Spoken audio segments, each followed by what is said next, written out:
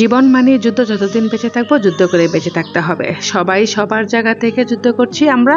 যেমন মনে করেন যে ধনীরা যুদ্ধ করছে কিভাবে আরও ধনী হওয়া যায়, আর আমরা যারা মধ্যবিত্ত তারা শুধু যুদ্ধ করছি একটু ভালো থাকার জন্য। আর যারা নিম্নবিত্ত না, তারা যুদ্ধ করছে কিভাবে দুবেলা দুমুঠো ভাত খাওয়া যায়। হ্যালো এভরিওয়ান, আসসালামু আলাইকুম। সবাই কেমন আছেন? আমি আলহামদুলিল্লাহ ভালো আছি। ওয়েলকাম জানাচ্ছি নতুন একটি ভিডিওতে। আসলে ভিডিওটি আমার গতকালের ছিল, আর গতকাল এবং আজকে দুদিনে মিলায় কিন্তু আমার এই ভিডিওটি। গতকাল আমার শরীরটা এত বেশি খারাপ ছিল, যার কারণে আসলে সকালে যে রান্না করবো, আমার স্কুল বন্ধ ছিল তো সকালে রান্না করব যে সেই শক্তিটা আমার শরীরে ছিল না। তারপর দেখুন আমি ভাতের সাথে আলু এবং ডিম এই দুটো দিয়ে কিন্তু আমি ভর্তা তৈরি করে নিয়েছিলাম। ভাত রান্না করেছি, সাথে আমি আলু এবং ডিম সিদ্ধ দিয়ে দিয়েছিলাম। আসলে জানেন, এভাবে কিন্তু মাঝে মাঝে খাইলে কিন্তু আমার মনে হয় যে শরীরেরটাই অনেকটাই উপকার হয়। কারণ এই যে কোনো কিছু করতে পারতেছিলাম না, তখন এই ভর্তাটা তৈরি করে নিয়েছিলাম, সাথে গরম ভাত ছিল। আর কে কে আমার মতো এরকম করে থাকেন প্লিজ আমাকে একটু কমেন্টসে জানাবেন। যতই স্কুল খোলা থাকলে তো অবশ্যই আমাকে কিছু না কিছু করতে হতো, না হয়তো ছুটি নিতে হতো। যেহেতু আমার বন্ধ ছিল, বন্ধ থাকার কারণে কিন্তু আমি এই যে একটা নর্মাল খাবার খেয়ে নিয়েছিলাম। তখন বলছিলাম না যে আমাদের মতো যারা আছে তারা শুধু দুবেলা দুমুঠো ভাত খেতে পারলেই যথেষ্ট, আমি মনে করি। আচ্ছা, ভর্তাগুলো কেমন হয়েছে বলুন তো, লোভনীয় হয়েছে কিনা প্লিজ আমাকে একটু কমেন্টসে জানাবেন।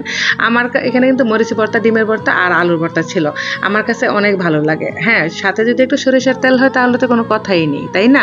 আর খাবারের সময় অনেকে দিয়ে থাকেন, তবে আমি একটা কথা বলবো, আমি কিন্তু সামান্য আলুর ভর্তা ঘি দিয়ে খেতে অনেক বেশি পছন্দ করি। এখন তো বলতে পারেন আপনার তো মধ্যবিত্ত, তাহলে ঘি কেন খান? আরে শোনেন, ঘি তো আর আমি এক চামচ পুরাটা খাবো না, আমি তো অল্প একটু ঘি নিয়ে খাবো। আমার কাছে খুব ভালো লাগে, আর তেল দিয়ে খাই না। দেখুন আজকে সকালে এত বেশি তাড়াহুড়া করতেছি স্কুলে যাওয়ার জন্য, আমি কিন্তু তখন স্কুলে যাইতেছি। আমার বাসা থেকে রিক্সা দিয়ে যেতে হয় বা সিএনজি দিয়ে যেতে হয়। রিক্সা দিয়ে যদি যায় তাহলে 7 থেকে 8 মিনিটের সময় লাগে, আর যদি সিএনজি দিয়ে যায় হয়তো 5 মিনিট সময় লাগে। কিন্তু আবার একটু হাঁটতে হয় সিএনজি দিয়ে গেলে, আর রিক্সা দিয়ে গেলে একদম গেটে গিয়ে নামা যায়। তারপর দেখুন স্কুলে গেলাম, তারপর থেকে বৃষ্টি শুরু হচ্ছে। আর এটা কি বৃষ্টি আমি বুঝতেছি না, অনবরত কিন্তু শুধু পানিগুলো ঝরতেছে। দেখুন দেখা যাচ্ছে বিরুর মধ্যে শুধু পানি ঝরতেছে, কোনো কিছুই নেই, আমি বুঝতেই পারিনি। তারপর দেখুন এদিক দিয়ে আমার স্কুলে কিন্তু পরীক্ষা চলছিল, আর দ্বিতীয় প্রান্তিক পরীক্ষা। এখানে আসলে প্রথম শ্রেণী আর দ্বিতীয় শ্রেণী বাচ্চাদের পরীক্ষা হয়েছিল, তারপর আবার তৃতীয় শ্রেণী, চতুর্থ শ্রেণী এবং পঞ্চম শ্রেণীতে বিকালে পরীক্ষা হয়েছিল। তারপর পরীক্ষা শেষ করে আমি বাসায় চলে আসলাম। এসে দেখি আপনাদের ভাইয়া কিছু বাজার নিয়ে আসলো। দেখুন এই বাজারগুলো আবার গোছানোর জন্য রেডি হয়ে গেলাম। আসলে আমরা মেয়েরা নাকি কোনো কাজই করি না, আর যারা চাকরি করে তারা তো বুঝতে পারছেন। আমি যে এই যে চাকরি করি, চাকরির ফাঁকে দিয়ে আমি কি করি, সব কিছু করার চেষ্টা করি, সংসার, চাকরি, তারপর দেখুন একটা পেজ, আসলে সবকিছু মিলে কিন্তু আমরা একটুও সময় পাই না। তারপরও বলে আমরা মেয়েরা নাকি কোনো কাজ করি না। তবে আমি একটা কথা বলবো, মেয়েরা টাকা উপার্জন করো, কিন্তু এই যে স্বাধীনভাবে করো।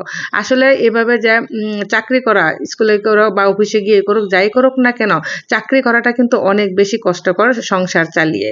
দেখুন যে সবজিগুলো আনলো সবগুলো আমার কাছে ভালো লাগলো। আপনাদের কাছে কেমন লাগলো? এই যে সন্ধ্যাবেলা পাখির ডাক, আমার জানালা দিয়ে, বাসার জানালা দিয়ে এই পাখির ডাকগুলো শুনতে আমার খুব ভালো লাগে। আপনাদের কাছে কেমন লাগে প্লিজ আমাকে একটু কমেন্টসে জানাবেন। আর আমার ভিডিওটি আপনাদের কাছে কেমন লেগেছিল? আমি জানি আজকের ভিডিওটি আমার এলোমেলো হয়েছে, আর এলোমেলো ভিডিওই আমি দিয়ে থাকি সবসময়। যদি ভালো লাগে লাইক কমেন্ট শেয়ার করে আমার পাশে থাকবেন। আল্লাহ হাফেজ।